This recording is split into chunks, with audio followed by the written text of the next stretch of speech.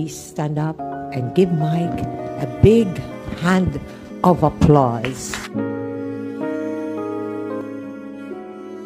Naging emosyonal na tagpo ang naganap na press conference pagbibigay papugay ng mga news anchor ng GMA Network kasama ang president of the chairman ng Kapuso na si Felipe Gozon.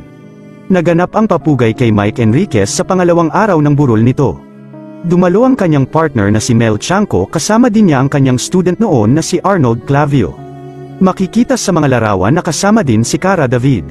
Nag-alay pa nga ng dasal ang batikang journalist reporter na si Cara sa yumaong kanyang kaibigan na si Mike Enriquez.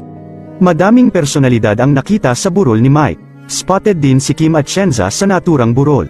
Nag-iwan naman ng malalim na mensahe si Mel Chanco sa kanyang naging speech patungkol kay Mike Enriquez. Can we please stand up and give Mike a big hand of applause?